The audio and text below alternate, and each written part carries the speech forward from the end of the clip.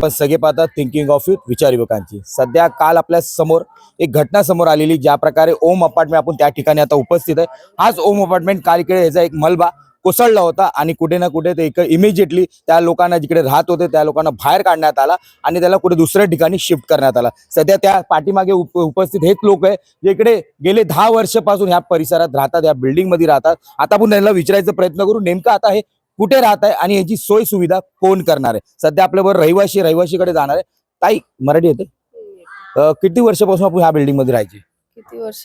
मला 3 वर्ष झाली। 3 वर्ष झाले। हो. विकत घेतलेला रूम? हा, विकत घेतला। किती रुपयाला घेतलेला? माहिती नाही, नवऱ्याला माहिती। नवऱ्याला माहिती। आता तुम्हाला जे बाहेर काढण्यात आलं तर कुठे ठेवण्यात आलं? आता काय करायचं बघा, आता जीवदानी पाड्यामध्ये राहणार। जीवदानी पाड्यामध्ये? हो, तिकडे किती याच्यामध्ये दिवस ठेवणार? तिकडे काय सांगितलं? काय माहिती, रात्री आम्हाला काढलं इथून, काल रात्री व्यवस्था करते म्हणून ठेवलं तिकडे। असं काय सांगितलं एवढा दिवस राहायचं? नाही, 2 दिवसासाठी बोलले आम्हाला। 2 दिवस त्यानंतर हो. परत माहिती नाही कुठे ठेवणार आम्हाला। आपण परिसरात राहतो? हो. किती वर्षापासून? मी 10 वर्ष झाले इकडे राहतो। 10 वर्ष। किती लाखाला तुम्ही फ्लॅट घेतला? मला 9-9.5 ला पडला रूम। 1 BHK? नाही, 2 रूम आहेत माझे। 2 रूम घेतलेला? हो। आणि आता तुम्हाला बाहेर काढण्यात आलं कारण की ह्या बिल्डिंगचं ऑडिट होणार, ऑडिट मध्ये C1 आली तर बिल्डिंग निष्कासित करणार। हो. त्यानंतरचं काय तुमचं? नंतरचं काय आता ते शुक्रवारी सांगतो बोलले, नंतरचं काय आहे ते। कोणी सांगितलं असं? आपले महापौर साहेबांनी सांगितले। अच्छा, वसई विरारचे महापौर? हा, महापौर आलेले।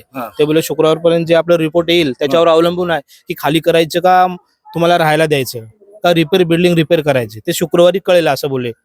ऑडिट केल्यानंतर खाली करायचं का राहायला द्या, पण त्यानंतर तुम्ही राहणार कुठे? त्यानंतर आता ते शुक्रवारी कळेल ना आपल्याला, शुक्रवारी सांगेन बोले असं ते शुक्रवारपर्यंत तुम्ही फक्त 2-3 दिवस फक्त तुम्हाला खाली करून बिल्डिंग खाली करावं लागेल। आम्हाला ऑडिट करायचं आहे आणि तुम्हाला जीवदानीच्या ग्राउंड मध्ये तिकडे तुम्हाला हॉल जागा चांगली दिली जाईल आणि खाण्यापिण्याची सोय केली जाईल तुमची। किती कोण होता बिल्डर जेव्हा आपण हे फ्लॅट परचेस केलेला? दत्ता मांबळे होते। दत्ता मांबळे? हो। आता ते कुठे? आता ते 7-8 वर्षापासून ते गायब आहेत। गायब आहे? हो। आपला पण रूम होता? आपलं माझे पण इथे पहिले माळ्याच आहे। 2 रूम आहे माझे भावाचे, एक माझे। किती लाखाला घेतलेलं? ते 11.5 ला घेतलं होतं। 11.5 लाख? आणि आता बिल्डिंग तोडून टाकणार तर काय करणार? 11.5 लाख परत भेटणार का आपल्याला? उमेद आहे? आता तर बघूया, बोले तर आपण काय बोलणार, राजू पाटील साहेब बोले होता तुम्ही खाली करा, नंतर बघतो 2 दिवसात तुम्हाला टाइम देतो। किती लोक राहत होते, म्हणजे एकूण किती लोक राहत होते इकडे? आता इकडे आम्ही सध्या 7 रूम आहे। 7 रूम? किती रूम फ्लॅट आहे टोटल 28। 8 लोकच राहत होते 7 फ्लॅट मध्ये? 7 फ्लॅट मध्ये आपलं 7 जणी राहतो। महापालिकेने अगोदर तुम्हाला नोटीस दिली होती का? नाही, खाली करा? आपल्याला नाही दिले नोटीस। नाही दिली? कोणाला नाही दिया? बताया भी नहीं कि ये बिल्डिंग बताया भी नहीं, कुछ बोला भी नहीं था। रिपेयर करना है? नहीं, कुछ नहीं बोला? नाही, 2 नोटीस आया था। 2 नोटीस आले? 2 नोटीस आलेले, 2 नोटीस आले होते। बाकी लोकांना माहित आता तो बिल्डर जागेवरच नाही तर नोटीस कोणाला द्यायची? 2 नोटीस आलेले आमच्या, माझ्याकडेच आलेले 2 नोटीस आलेले। आणि आम्ही प्रत्येकाला फोन करून सांगितलं की नोटीस आल्या, पण बिल्डिंग वर कोण लक्ष नाही दिलं। तर आम्ही 7-8 लोक काय करणार? तर फक्त आम्ही 7 लोक राहतो। 7 लोकांना काय बिल्डिंगचं खायचं काम नाही, आम्ही रिपेअर करायचंय, मग ते असंच पडून राहिली।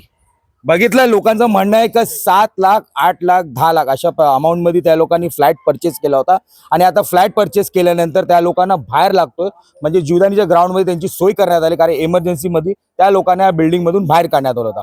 पण ज्या प्रकारे रमाबाईचा आपण हादसा बघितला असं संपूर्ण महाराष्ट्रभरात नाही, पूर्ण देशभरात हा बिल्डिंग गाजली होती। ज्या प्रकारे गणपतीच्या दिवशीच गेल्या वर्षी ते बिल्डिंग कोसळली होती आणि 17 लोकांचा नाहक बळी गेला होता आणि त्या लोकांचा झाला काय तुम्ही बघत असतील। आता ते रस्त्यावर दर भटकत आहे आणि प्रशासन त्यांना फक्त खोटे आश्वासन देऊ, त्यांना फक्त डेटवर डेट देते। आता आपल्या बरोबर ह्या सर्व प्रसंगीसाठी इकडचे स्थानिक जे माजी सभापती आणि त्याचबरोबर वसई तालुक्याचे शिवसेना प्रमुख आपल्या बरोबर उपस्थित आहे, त्यांच्याबरोबर आपण चर्चा करणार नेमका त्यांचा या सर्व गोष्टीवरती काय भूमिका असणार आहे। सुदेशजी नमस्कार, काय म्हणणार? ज्या प्रकारे काल पण इकडे परिसराचे महापौर साहेब इकडे आलेले आणि त्या लोकांनी इमिजिएटली या लोकांना बाहेर काढला आणि त्याला सोयी करण्यात आली, आता तुमच्याकडनं काय मागणी असेल प्रशासनाकडे?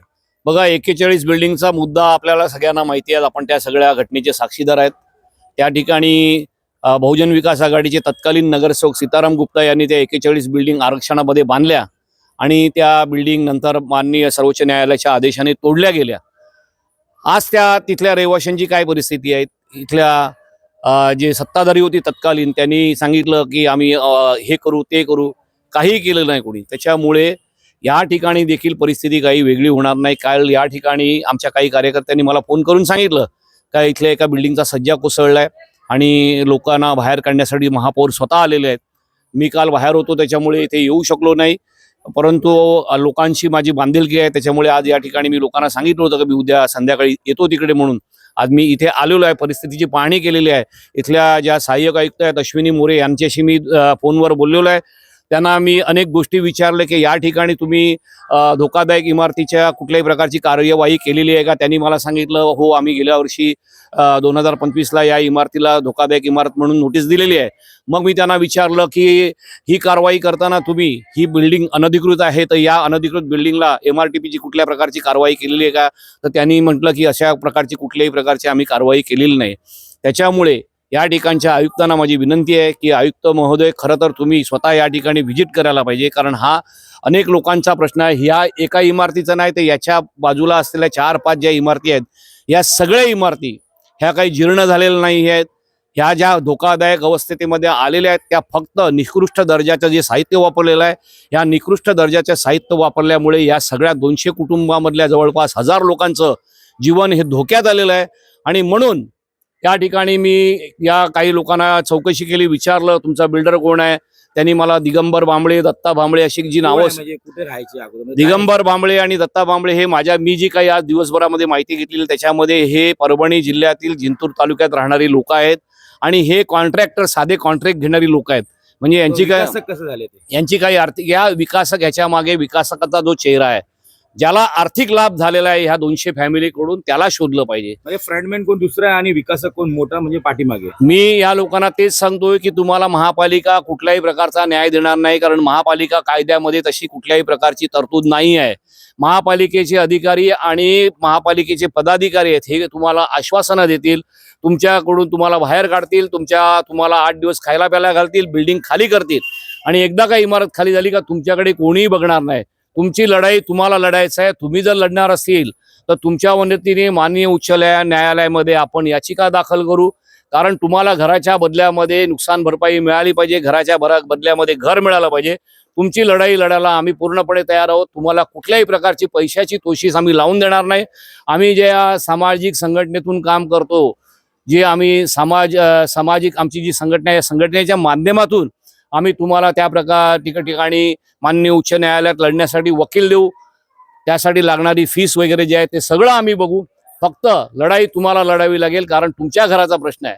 आणि म्हणून मी माननीय आयुक्तांना देखील सांगतो, इथल्या पोलीस आयुक्तांना देखील सांगतो की यामध्ये कुठल्याही प्रकारची छेडछाड करण्याचा जर पोलीस प्रशासनाने प्रयत्न केला, महापालिकेच्या प्रशासनाने केला, इथल्या सत्ताधाऱ्यांनी जर कुठल्याही प्रकारचा असा हे लपवण्याचा किंवा हे दडपण्याचा प्रयत्न केला तर आम्ही ह्या जनतेसहित रस्त्यावर येऊ आणि मग तुम्हाला तुमची आम्ही जागा दाखवू. किती दिवस या लोकांना आता बाहेर ठेवण्यात आहे. ज्या प्रकारे आता रमाबाई पण आपण बघितले असेल, 8-10 महिने वरती उठून गेलेले, ते लोक रस्त्यावरती दर भटकत आहे. असं त्यांचं पण दृश्य होणार का? बघा, रमाबाई अपार्टमेंटमध्ये 17 दुर्दैवी मृत्यू झाले.